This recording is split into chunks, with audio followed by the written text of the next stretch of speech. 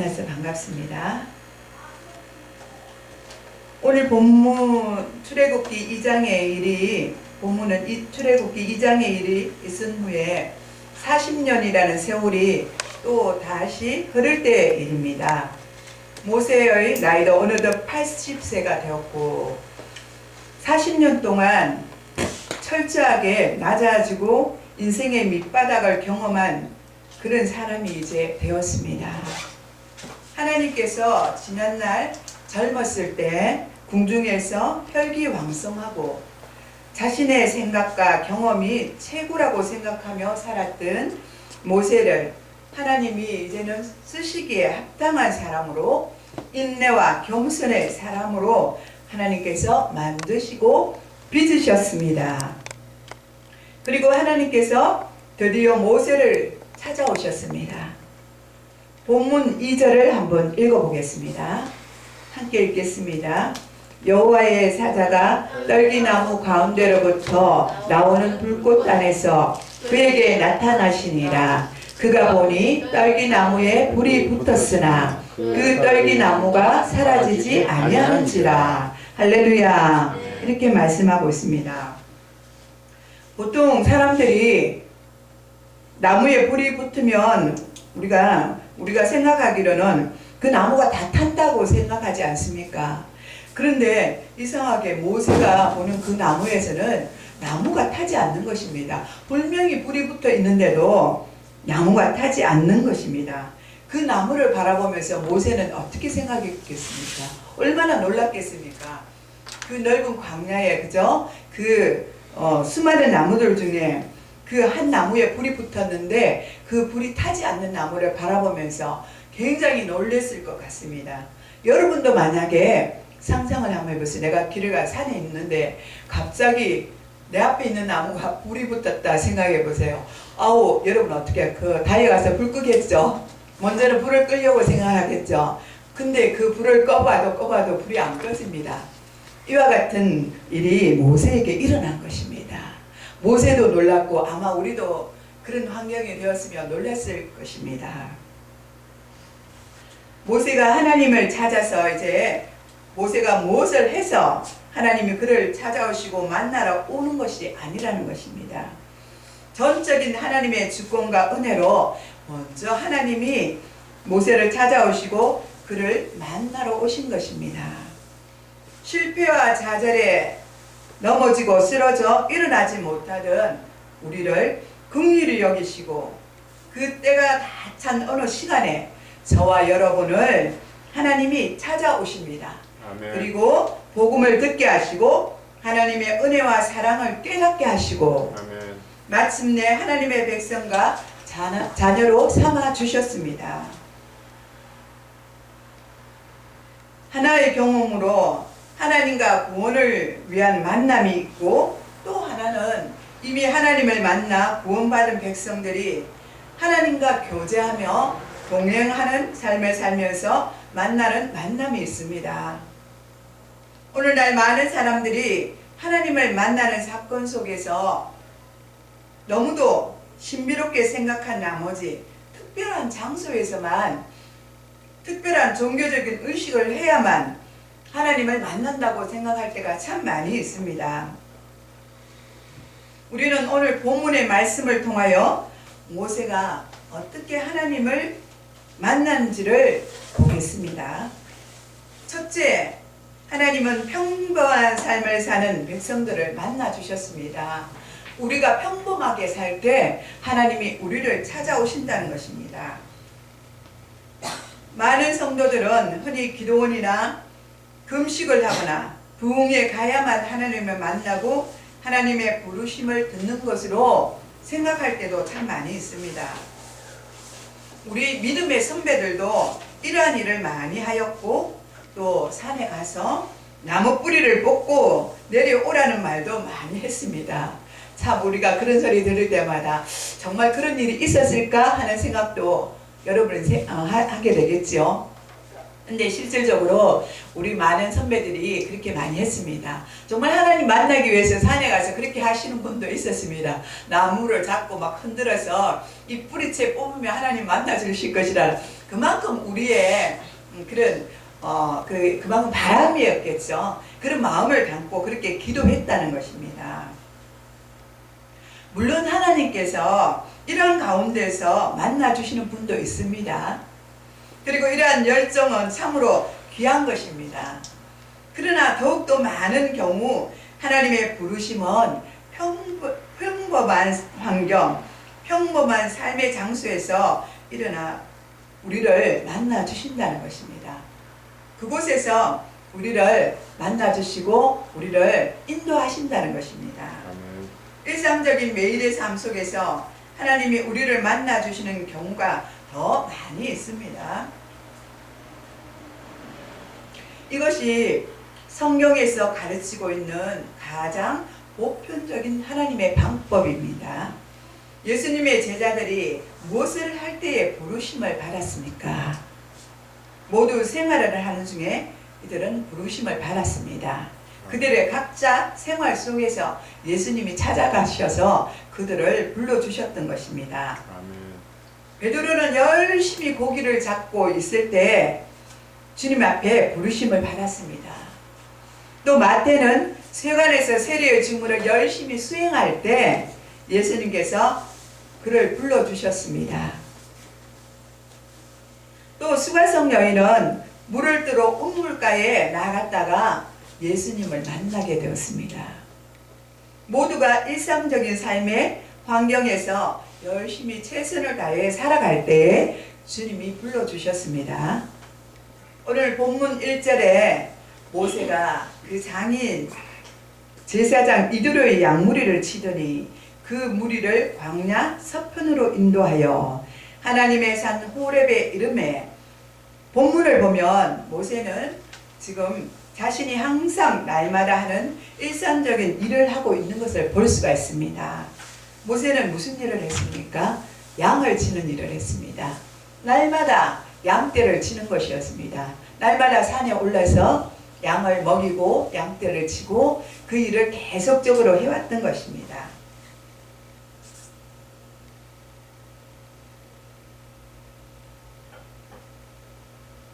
모세는 양떼를 이끌고 풀을 먹이고 물을 마시게 하며 지팡이를 들고 양떼를 돌보고 있는 가운데 하나님을 만나게 되었다는 사실입니다. 일상의 자리를 내팽겨치고 하나님을 만나러 올라간 사람치곤 제대로 하나님을 만나는 사람은 거의 없습니다. 너무 자기 열심에, 자기 열성에 의해서 자기가 하나님을 만나겠다고 그렇게 하는 사람들입니다. 하나님은 자기의 일상적 삶의 장소에서 현재 맡겨진 일을 성실히 잘 감당하고 그 사람을 찾아와 만나주시는 경우가 대부분입니다. 왜냐하면 성도의 삶은 하나님이 그에게 첫 번째로 맡겨진 소명의 자리이기 때문입니다. 직장을 때려치고 가정을 내팽겨치고 밥 먹듯이 하나님을 만나러 기도원에 올라가는 사람은 조금 생각해 보아야 합니다.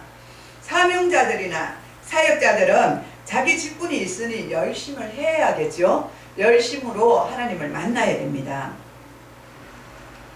그렇지만 일반적인 사람들은 최선을 다해서 자기 일에 집중하고, 학생은 공부에 집중하고, 직장인은 직장에 집중하고, 사업하는 사람들은 사업에 집중할 때 하나님께서 만나 주신다는 것입니다. 그러므로 우리는 특별한 것, 특이한 것만 찾지 말고 평범한 하나님이 우리에게 주신 소명, 가정과 직장에서 내게 주어진 일상에서 성실한 모습으로 그 일상을 성실히 잘 감당하는 여러분 되시길 바랍니다. 그래야 할 때 주님이 여러분을 만나 주실 줄 믿습니다. 하나님이 내게 맡겨진 일을 최선을 다하여 성실히 그 일을 할 때에 하나님께서 그 일상의 자리에서 저와 여러분을 만나 주실 것입니다. 두 번째는 오늘 본문을 보니까 모세가 양을 치다가 양무리를 데리고 호렙산으로 올라갔습니다. 성경에 나오는 호렙산과 시내산은 동일한 장소입니다. 날마다 평소의 일대로 일을 하고 있던 모세에게 이제 이상한 일이 벌어졌습니다. 모세의 눈에 이상한 것이 보였습니다. 본문 2절에 보시면 여호와의 사자가 떨기나무 불꽃 가운데 그에게 나타나시니라. 그가 보니 떨기나무에 불이 붙었으나 사라지지 아니하는지라 하고 말씀하고 있습니다. 광야에서 떨기나무는 아주 흔한 나무입니다. 우리가 어느 곳에서나 볼 수 있는 그러한 나무라는 것입니다. 모세는 날마다 양을 치면서 자주 볼 수 있는 그런 흔한 나무였습니다. 그런데 그날따라 이상한 것은 그 나무에 불이 붙었는데 나무가 타지 않고 그대로 있는 것을 보았습니다. 이 모습을 본 모세는 이상하게 생각하여 나무 가까이 다가갔습니다. 그리고 그때에 그 가운데에 하나님의 음성이 들려오는 것이었습니다. 아멘.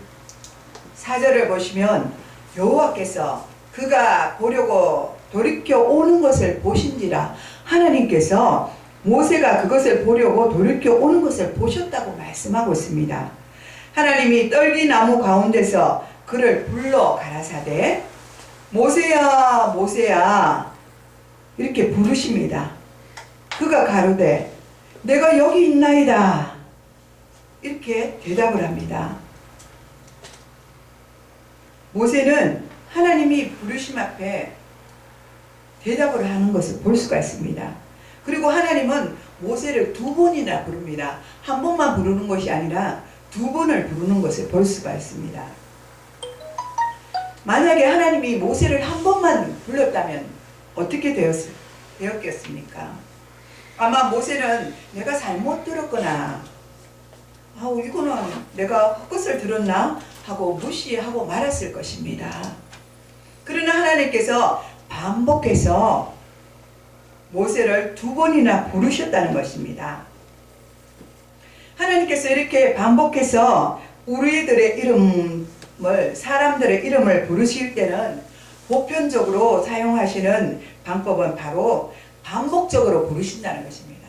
우리를 부르실 때 한 번만 부르는 거 아니라 모세도 부를 때도 그렇고 우리를 부를 때도 2번씩 연거푸 계속해서 부르신다는 것입니다. 사무엘을 부르실 때도 하나님께서 사무엘아 사무엘아 이렇게 부르셨습니다. 그리고 하나님의 음성을 들었습니다. 모세도 하나님의 음성을 들었고 사무엘도 하나님의 음성을 들었다는 것입니다. 그리고 하나님은 우리가 하나님의 부르심에 대답할 때까지 계속적으로 우리를 부르신다는 것입니다. 처음에는 우리가 몰랐다가 나중에 하나님이 나를 부르시는 거구나 하고 알게 됩니다. 그리고 그 부르심 앞에 우리는 반응하게 되어 있습니다. 하나님이 부르실 때는 그 부르심은 일회적인 부르심이 아닙니다. 우리는 보통 어떤 일을 할 때 보통 한두 번 부르다가 맙니다. 그 사람이 반응하지 않으면 그냥 지나칠 수도 있다는 것입니다. 그러나 하나님은 그렇지 않았습니다.